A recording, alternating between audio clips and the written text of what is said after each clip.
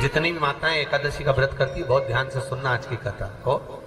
शायद जिंदगी में मिली ना मिली, पर ये कथा का रिश्ता तो बहुत ध्यान से सुनना।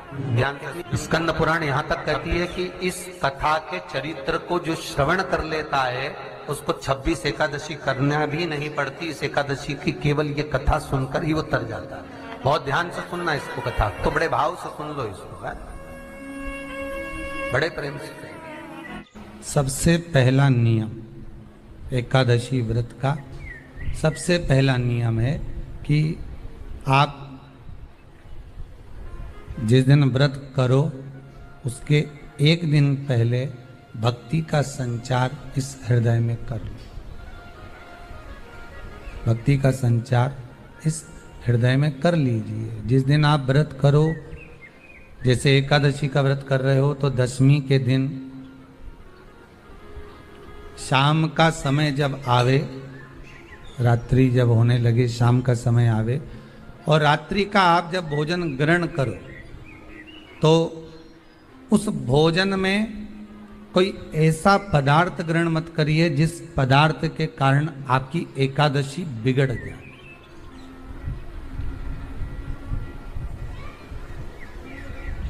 कोई बेकार भोजन में ग्रहण नहीं करना, श्रेष्ठ भोजन ग्रहण करिए दशमी। और एकादशी का दूसरा नियम बहुत ध्यान से सुनिएगा। जिस दिन आपकी एकादशी का व्रत हो उस दिन प्रयास करिएगा कि अपने हाथ से किसी भी वृक्ष की कोई पत्ती टूटे ना। अपने हाथ से किसी भी वृक्ष की, पौधे की, किसी भी वृक्ष की पत्ती अपने हाथ से ना टूटे। बहुत ध्यान दीजिएगा महाराज। एकादशी का ये दूसरा नियम है कि अपने हाथ से किसी पौधे की, किसी वृक्ष की, किसी डाली की कोई पत्ती टूटे ना, कोई पत्ती ना टूटे, इसका प्रयास करिए।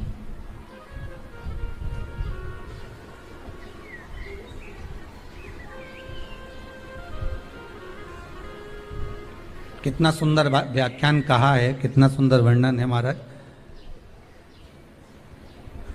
कि मात्र एकादशी का व्रत कर लेने पर,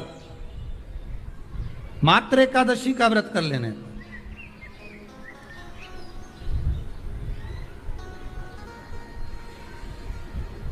जो पूर्व में किया गया हमारा पाप कर्म है, हमने किसी जीव की हत्या करी है, हमने किसी को कष्ट प्रदान करा है, हमने किसी को अपशब्द कहा है, हमने किसी को ताने दिए, हमने किसी को आड़ा टेढ़ा कहा है, हमने किसी को गालियां दे दी है, मात्र एकादशी का व्रत ही कर लेने पर ये सारे जो दोष हैं वो समाप्त हो जाते हैं।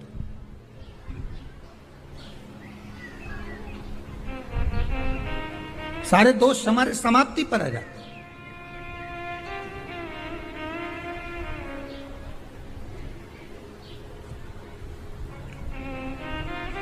अब एक विचार करिएगा थोड़ा सा अपने मन में, अपने चित्त में, अपनी वृत्ति में एक बात उतारिएगा।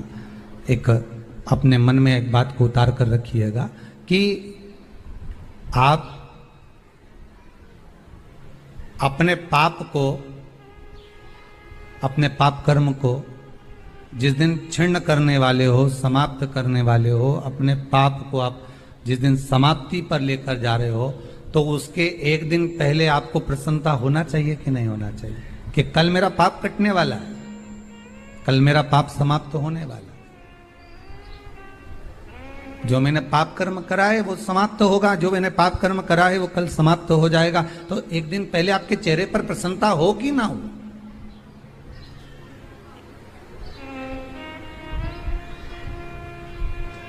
और चेहरे पर वो प्रसन्नता आपके आना चाहिए कि कल मेरा एकादशी का व्रत है, आज दशमी है, कल एकादशी का व्रत है, तो कल मेरी जब एकादशी का व्रत रहेगा तो मेरा ना जाने कितना कितना पाप, कितना असत्य, कितना झूठ, कितना प्रपंच वो समाप्त हो जाएगा। इसमें मुझे प्रसन्नता हो, इसमें मुझे आनंदता हो।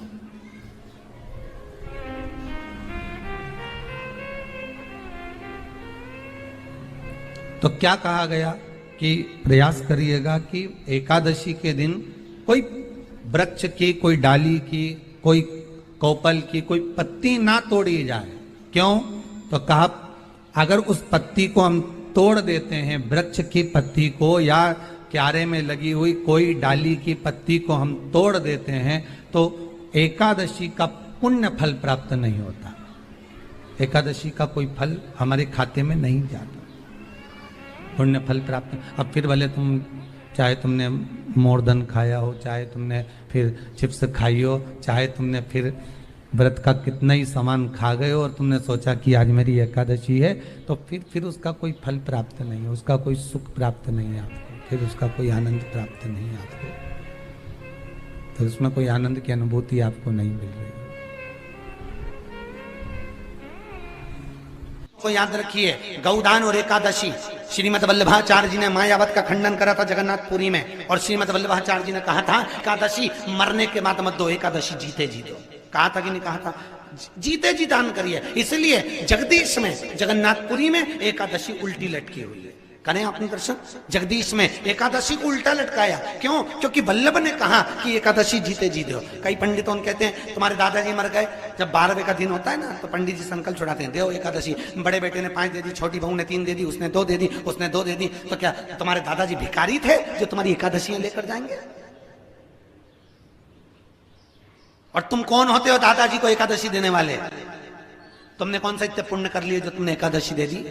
एकादशी के दान की महत्वता श्रीमद वल्लभाचार्य जी ने कहा कि कोई व्यक्ति अगर खटिया पर सड़ रहा है, पलंग पर तड़प रहा है, हॉस्पिटल में पड़ा हुआ है, तो निवेदन है कि उसको देखने जाओ तो अपनी करी हुई एकादशी में से 2 एकादशी का दान उसको तुरंत दे दो। क्यों? तो जिससे उसको मोक्ष मिल जाए, मरने के बाद नहीं। क्योंकि मरने के बाद तो वो 10वें के दिन, गरुड़ पुराण में लिखा है 10 दिन तक जीवात्मा घर की अटारी पे रहती है। कितने दिन? 10 दिन। 10 दिन के बाद जीवात्मा चली जाती है। कहां जाती है? उसको जहां जाना है। 3 दिन में उसको भोग भोगना पड़ता है जीवात्मा को। 3 दिन नरक का भोग भोगती है, उसके बाद स्वर्ग का भोग भोगती है। 18 दिन में ये प्रोसेस पूरी हो जाती है। कितने दिन? 18 दिन। 18 दिन के बाद में उस जीवात्मा को धान के खेत में पटका जाता है। किसके खेत में? धान के, चावल के खेत में। इसलिए कहते हैं एकादशी के दिन चावल मत खाओ। कहते कि नहीं कहते? और क्या कहते हैं? द्वादशी के दिन चावल खाना जरूरी है। एकादशी का पालना करना है तो द्वादशी को चावल का 1 ग्रास खाओ, तब द्वादशी को चावल खाओगे तो एकादशी लगेगी। चावल नहीं खाओगे तो एकादशी नहीं लगेगी। द्वादशी को चावल खाना जरूरी है। क्यों कहते हैं? क्योंकि धान के खेत में जीव को छोड़ा जाता है, उस धान के खेत में, चावल के खेत में जीवात्मा रहती है। उसको चिड़िया खाती है तो चिड़िया के रूप में जन्म लेता है, मनुष्य खाता है तो मनुष्य के रूप में जन्म लेता है। इसलिए एकादशी के दिन चावल नहीं खाया जाता, क्योंकि एकादशी के दिन हम चावल खाएंगे तो जीव हत्या का दोष लग जाएगा। फिर कब खाना है? द्वादशी के दिन। द्वादशी के दिन क्यों खाया जाता है? क्योंकि हम एकादशी के व्रत करे रहते हैं, और पहला घासा जब चावल का खाते हैं तो अपनी करी हुई एकादशी का पुण्य, जितने जीव हमारे मुंह में जाते हैं उनको उसका पुण्य मिल जाता है, और उनका फिर जन्म नहीं होता, वो तर जाते हैं, उनको एकादशी का भाग मिल जाता है। इसलिए कहते हैं एकादशी को चावल मत खाओ, पर द्वादशी को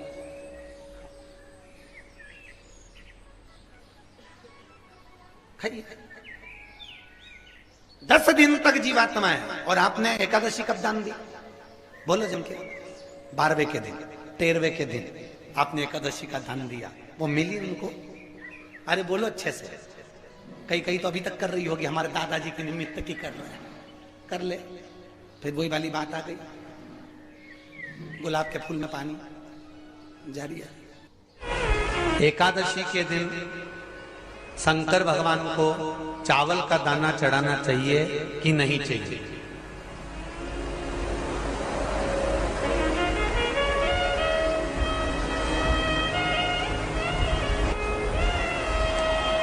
बीमार व्यक्ति से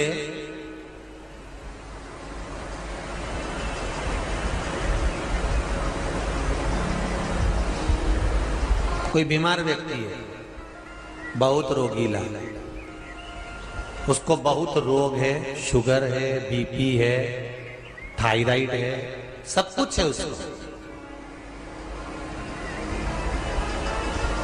और वो रोगीला व्यक्ति जब डॉक्टर के पास जाकर पूछे, डॉक्टर साहब मेरी तबीयत ठीक नहीं रहती है, मैं बहुत कष्ट में रहती हूँ, बहुत तकलीफ है शरीर में।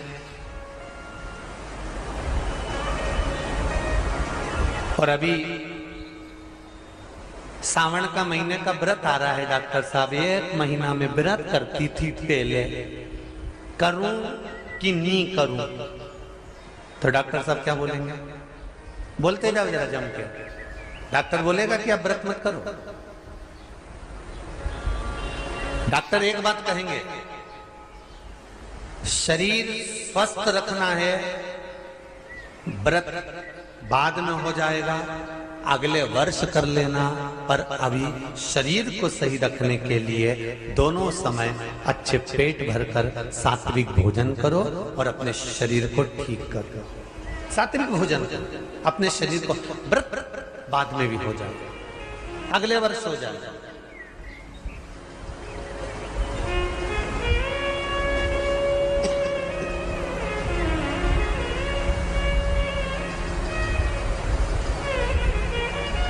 अभी तुम थोड़ा सवेरे 2 बिस्कुट ले लिया करो, सुबह नाश्ता ले लिया करो, भोजन ले लिया करो, फिर दोपहर में कुछ हल्का फुल्का लेकर थोड़ी थोड़ी देर में खाते रहना चाहिए। हो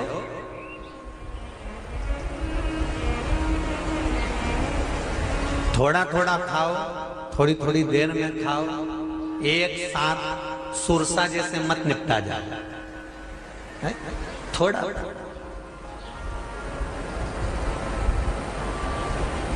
ज्यादा खाओगे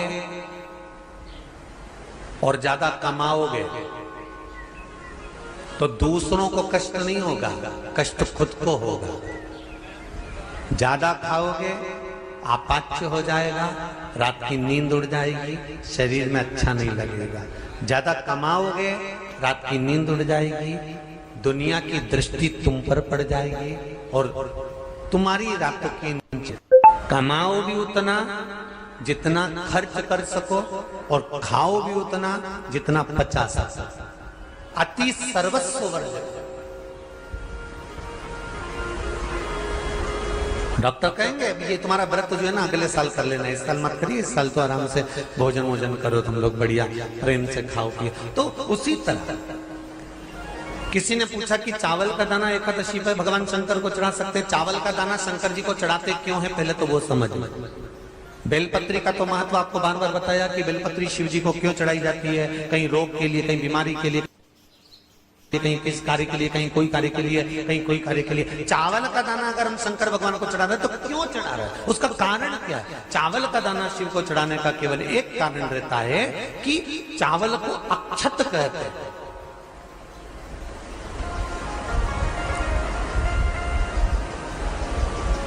अक्षत का मतलब होता है अक्षय।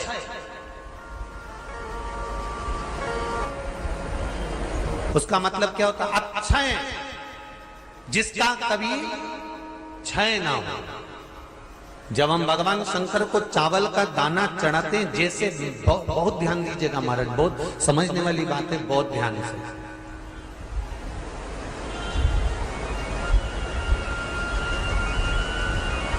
चावल का दाना हमारे मस्तक पर तिलक करने के बाद पंडित जी क्यों लगाते हैं कि भगवान जैसा समय आज चल रहा है, आप पूजन कर रहे हो, पाठ कर रहे हो, दान कर रहे हो, पुण्य कर रहे हो, सत्कर्म कर रहे हो, भजन कर रहे हो, मेरा देव अधिदेव महादेव, मेरा नारायण, मेरा सत्यनारायण भगवान, मेरा राम जी, मेरा विष्णु जी, मेरा भागवत मैया, मेरी रामायण मैया।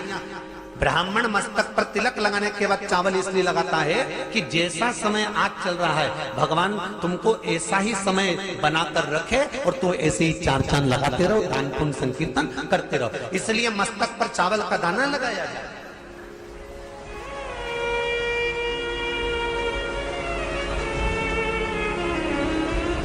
कोई मर जाता है, मरने के बाद जब तक पगड़ी नहीं होती तब तक माथे पर तिलक, चावल का दाना लगाया जाता है। जम के बोलो जरा, नहीं लगाते। किसी पंडित जी से पूछो, ब्राह्मण देवता से पूछो, ब्राह्मण देवता ये कोई मर गया, और हमारा तो नियम है कि हम सिर पे तिलक लगाते हैं, चावल लगाते हैं, या पंडित जी से हम तिलक लगवाते हैं, मंदिर जाते हैं तो मंदिर में जाके तिलक लगवा के हम चावल का दाना लगवाते हैं। क्यों नहीं लगाते? उसका कारण क्या है? जब किसी के मरने के बाद 10 दिन तक 12 दिन तक मस्तक पर तिलक क्यों नहीं लगाया जाता? 10-12 दिन तक माथे पर तिलक या चावल क्यों नहीं लगाया जाता? उसका कारण है कि ये जो समय आया है, तुम्हारे यहाँ जो गमी हुई है, तुम्हारे यहाँ कोई मर गया है, तुम्हारे यहाँ किसी के प्राण छूट गए हैं, तो ब्राह्मण इसलिए तिलक नहीं लगाता आपको, इसलिए चावल का दाना नहीं लगाता कि ऐसा दिन भगवान अब ना लाए, इसको अमर ना करे, इसको अक्षय ना करे, इसको प्रबल ना करे। और जब चावल का दाना, तो यहां शिव महापुराण की कथा करी, चावल का दाना हम शिव जी को क्यों चढ़ाते हैं, भगवान को क्यों समर्पित करते हैं, भगवान की पूजन में अक्षत क्यों समर्पित करते हैं, चावल क्यों समर्पित करते हैं, उसका कारण क्या है? तो कहा आज मैंने जब चावल का दाना आपको समर्पित करा है, जिस भाव से, जिस विश्वास से, जिस श्रद्धा से, जिस मन से मैं आपको रिझा रही हूं, हे भोलेनाथ मेरी ये मनोकामना पूर्ण कर, इसको अक्षय कर देना, इसको अमर कर देना, बस इतनी कृपा आप कर। अब किसी ने पूछा एकादशी के दिन चावल चढ़ाए कि नहीं चढ़ाए, तो यहां तो सीधी सीधी बात है, बीमारी देखकर थोड़ी ना आती है कि नवरात्र चल रहे हैं कि सावन का सोमवार चल रहा है, बीमारी तो बीमारी। तुम चावल मत खाओ। तिरुपति कौन कौन गया? हाथ उठाओ। ठीक है। जगन्नाथ जी कौन कौन गया? हाथ उठाओ। हाँ ठीक है। द्वारका जी कौन कौन गया? हाथ उठाओ। ठीक है। बद्रीनाथ कौन कौन गया? हाथ उठाओ। ठीक है। एकादशी के दिन कभी तुम बद्रीनाथ चले जाओ, एकादशी के दिन तुम द्वारका चले जाओ, एकादशी के दिन तुम तिरुपति चले जाओ, एकादशी के दिन तुम जगन्नाथ चले जाओ, एकादशी के दिन तुम्हारी मर्जी पड़े भगवान के किसी धाम में चले जाओ और भगवान को भोग लगाओ और उनकी थाली को झांक कर देखना, उसमें चावल जरूर मिलेगा। उसमें ऐसा नहीं है कि चावल नहीं मिलेगा। बद्री नारायण में भगवान को चावल का भोग लगा हुआ मिलेगा, द्वारका में चावल का भोग लगा हुआ मिलेगा, आपको जगन्नाथ में चावल का भोग लगा हुआ मिलेगा, तिरुपति में मिलेगा, द्वारकाधीश में मिलेगा, नाथद्वारा में मिलेगा, सांवरिया सेठ में मिलेगा, काकरोली जी में मिलेगा। आप जहां जाओगे वहां पर एकादशी के दिन भगवान को चावल आएगा, क्योंकि भगवान के लिए परहेज नहीं है। जो काम में डूबा हुआ है, जो आसक्ति में डूबा हुआ है, जो लोभ में डूबा हुआ है, जो वासनाओं में डूबा हुआ है, जो तृष्णा में डूबा हुआ है, और जो माता के गर्भ से जन्म लिया, एकादशी के दिन चावल उसको नहीं खाना। बहुत सुंदर संवाद है, ध्यान दीजिएगा। जिसके घर में कमाने वाले 2-4 हैं, पैसा तो आ रहा है पर घर में टिक नहीं रहा, डॉक्टर में, पुलिस में, एक्सीडेंट आदि में, कहीं गलत जगह पर व्यसन में अगर पैसा जा रहा है, जुए में, मांसाहार, मदिरा पान, या कहीं आया पैसा आने में कमी नहीं, आ रहा है पर टिक नहीं रहा, रुक नहीं रहा। कोई मांगने आ गया, दे दिया, फिर वहां से अपने पास नहीं आ रहा, अपन कह रहे हैं भैया हमारा पैसा लौटा दो, नहीं आ रहा। तो महाराज शिव महापुराण की कथा कहती है, एकादशी के दिन गंगा के जल में मात्र 7 बेलपत्री डालकर, जो नंदीश्वर भगवान अर्थात जो शंकर जी के शिवलिंग के सामने नंदी होता है, उस नंदी के चरण पर गंगा का जल चढ़ाकर बेलपत्री शिव पर समर्पित कर देता है, उसके घर में रुपया रुकना चालू हो जाता है, फिर वो गलत जगह पर नहीं जाता, गलत स्थान पर वो धन जाएगा ही नहीं। बेटा अगर व्यसन में पड़ा हुआ है, मदिरा पान में पड़ा हुआ है, मांसाहार में, जुए आदि में जा रहा है, तुम्हें लग रहा है कि मेरा बेटा गलत मार्ग पर जा रहा है, ये मित्र